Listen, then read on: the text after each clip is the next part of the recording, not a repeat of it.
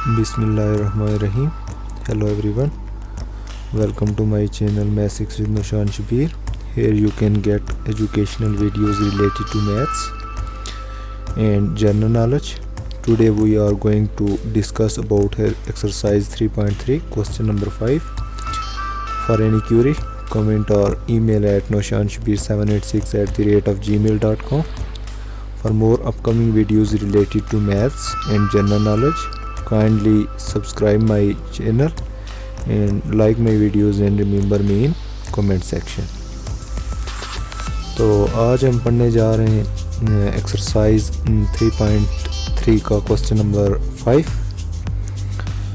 तो सबसे पहले हमारे पास क्वेश्चन नंबर 5 का फर्स्ट पार्ट है, without expansion verify that alpha beta plus gamma 1 beta alpha gamma plus alpha 1 gamma alpha plus beta 1 whole determinant is equal to 0।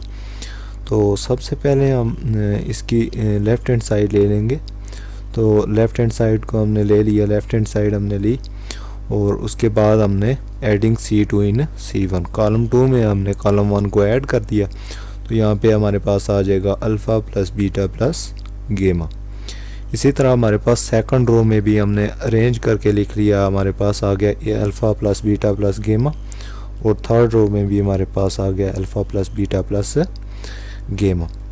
जो second column था हमारे पास वो एज इट इज़ हमने लिख लिया beta plus गेमा, गेमा plus alpha, alpha plus beta, और कॉलम 3 में भी हमारे पास कोई चेंज नहीं आएगा।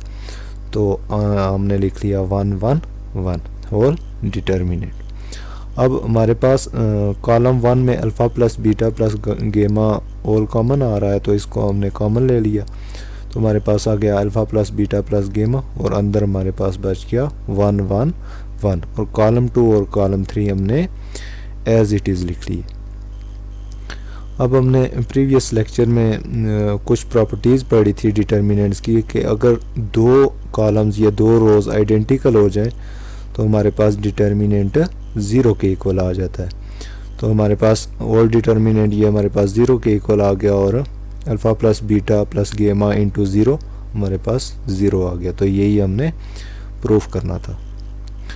नेक्स्ट है हमारे पास क्वेश्चन नंबर 5 का part number 2, without expansion verify that 1 2 3x 2 3 6x 3 5 9x whole determinant is equal to 0।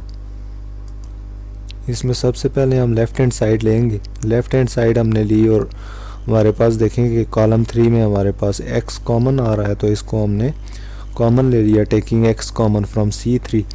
तो हमारे पास अंदर बाकी क्या बच गया, कॉलम 1 और कॉलम 2 हमने एज इट इज़ लिख लिए और 3 6 और 9 हमारे पास आ गया।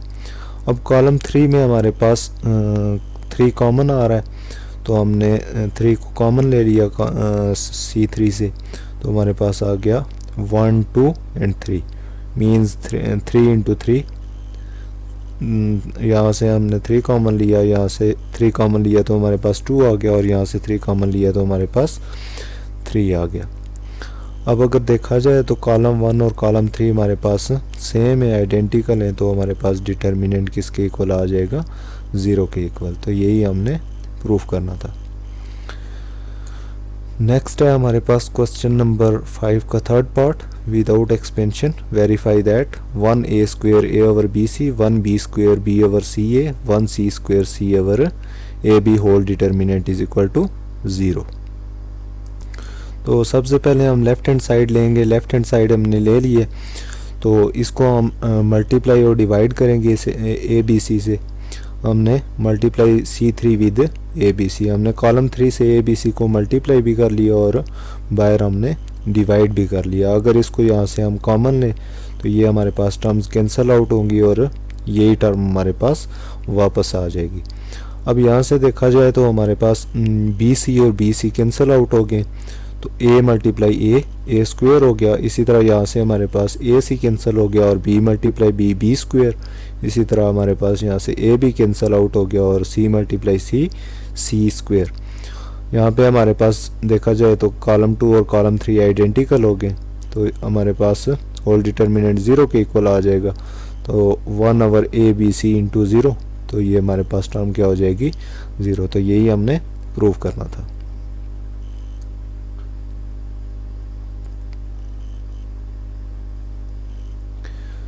नेक्स्ट है हमारे पास क्वेश्चन नंबर 5 का fourth part, without expansion verify that a minus B B minus C C minus A B minus C C minus A minus B C minus A minus B B minus C whole determinant is equal to 0।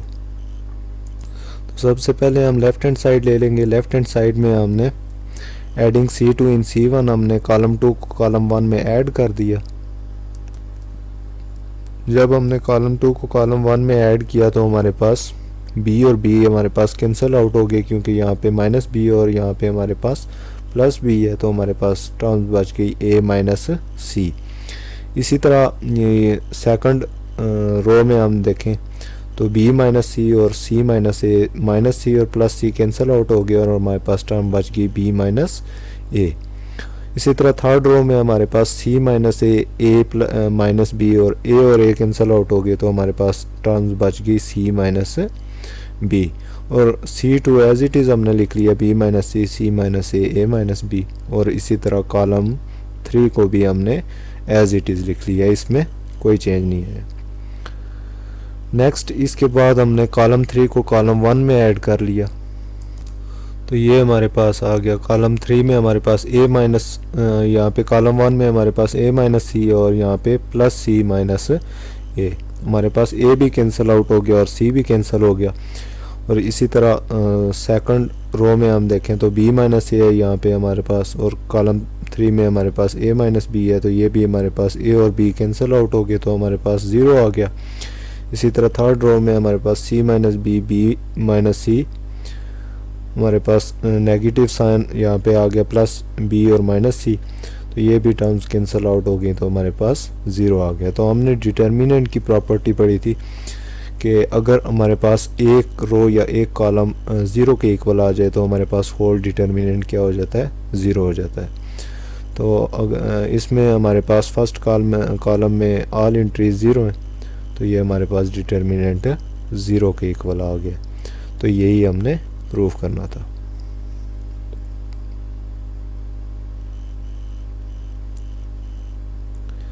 Next है हमारे पास question number 5 का fifth part, without expansion verify that B C C A B 1 over a 1 over b 1 over c a b b whole determinant is equal to 0। तो सबसे पहले हम left hand side लेंगे। Left hand side हमने ले लिया, हमने multiply का लिया रो 2 को ए बी सी से, और इसको हमने डिवाइड भी कर लिया 1 ओवर ए बी सी। तो यहाँ पर हमारे पास अब टर्म्स कैंसिल होंगी, यहाँ पे a और a कैंसिल हो गए, और इसी तरह ये कॉलम 2 में b और b कैंसिल आउट हो गए, और कॉलम 3 में हमारे पास c और c कैंसिल आउट हो गए। इसी तरह ये हमारे पास यहाँ पे बच गया BC, यहाँ पे हमारे पास बच गया CA, और यहाँ पे हमारे पास A भी बच गया। अब कॉलम 1 और रो 1 और रो 2 हमारे पास आइडेंटिकल आ गई हैं, तो हमने डिटर्मिनेंट की प्रॉपर्टी यूज़ की है यहाँ पे। तो ये डिटर्मिनेंट हमारे पास 0 हो जाएगा, तो 1 ओवर ABC इंटू 0 हमारे पास आ जाएगा 0। तो यही हमने प्रूफ करना था।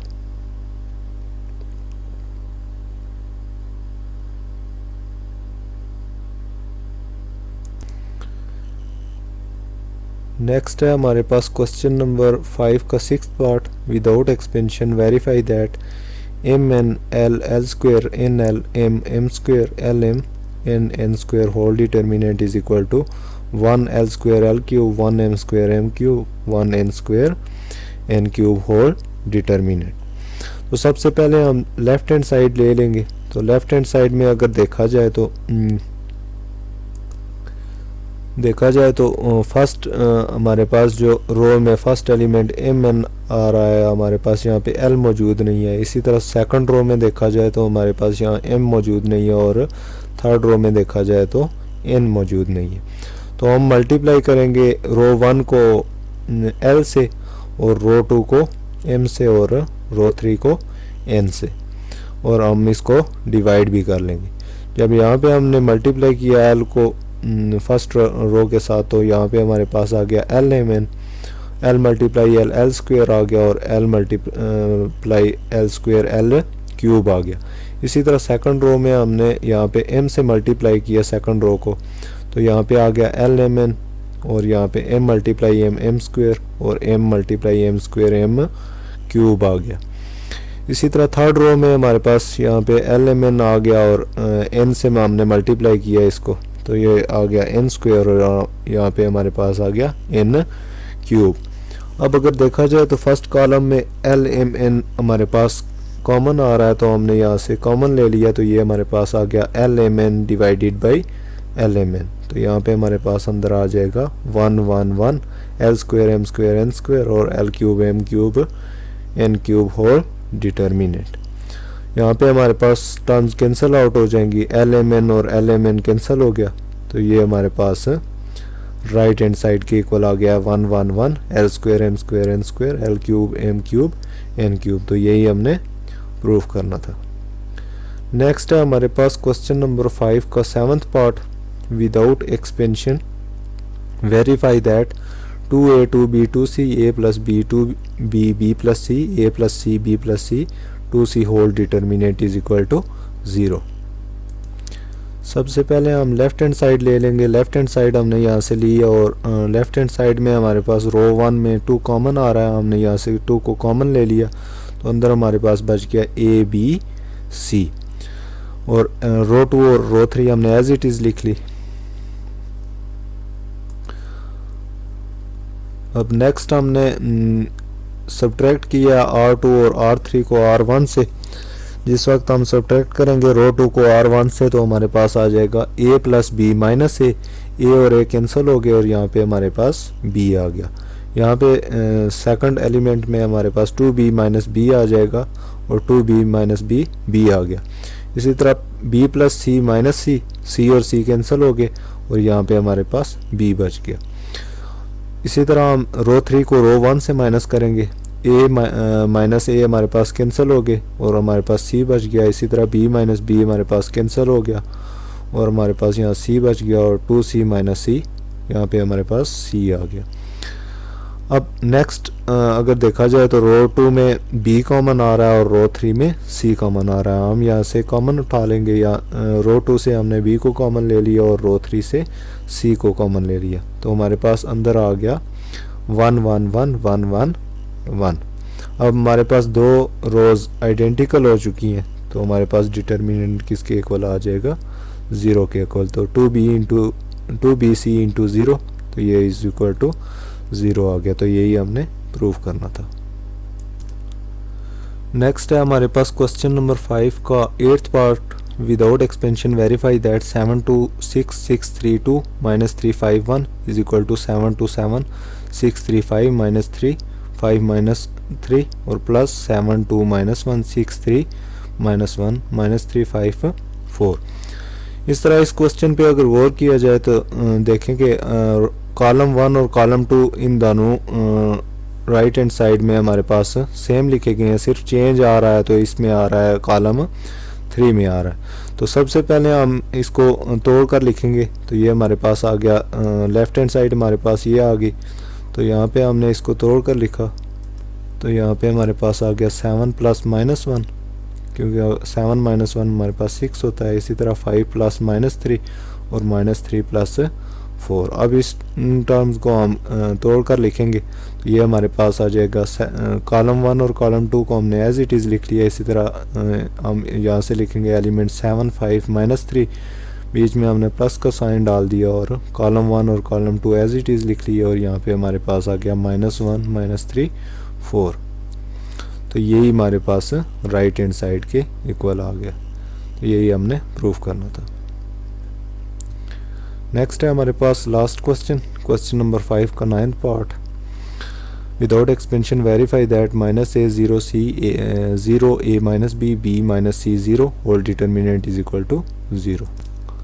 तो सबसे पहले हम मल्टीप्लाई कर लेंगे, multiply c1 with c। Column 1 को हमने c से मल्टीप्लाई किया, कॉलम 2 को b से और कॉलम 3 को हमने a से मल्टीप्लाई किया और बाहर हमने a b c से डिवाइड कर लिया, तो हमारे पास यहाँ टर्म आ गई माइनस ए सी, यहाँ पे ए सी, यहाँ पे ए बी और minus A B, B C minus B C और ज़ीरो। किसी भी टर्म के साथ जिस वक्त ज़ीरो को मल्टीप्लाई किया तो हमारे पास ये ज़ीरो ही आ गया। अब नेक्स्ट हम इनको ऐड कर लेंगे। कॉलम 1 में हम कॉलम 2 और कॉलम 3 को ऐड करेंगे, तो यहाँ पे हमारे पास आ जाएगा माइनस ए सी प्लस ज़ीरो प्लस ए सी, तो ए सी और ए सी कैंसिल हो गया और हमारे पास ज़ीरो आ गया। इसी तरह यहाँ पे ए बी और माइनस ए बी भी कैंसिल हो गए, यहाँ पे ज़ीरो आ गया। इसी तरह B C minus B C zero के इक्वल आ गया। और कॉलम 2 और कॉलम 3 हमने एज इट इज़ लिख लिए। तो हमने डिटर्मिनेंट की प्रॉपर्टी पढ़ी हुई है कि अगर एक रो या कॉलम हमारे पास ज़ीरो हो जाता है तो ऑल डिटर्मिनेंट क्या हो जाता है, ज़ीरो हो जाएगा। तो 1/ABC इंटू ज़ीरो, तो ये हमारे पास किसके इक्वल आ गया, ज़ीरो के इक्वल। तो ये हमने प्रूव करना था। तो यहाँ पे हमारा ये लेक्चर एंड होता है। Thanks for watching. Don't forget to press bell icon for more upcoming videos. अल्लाह हाफिज़।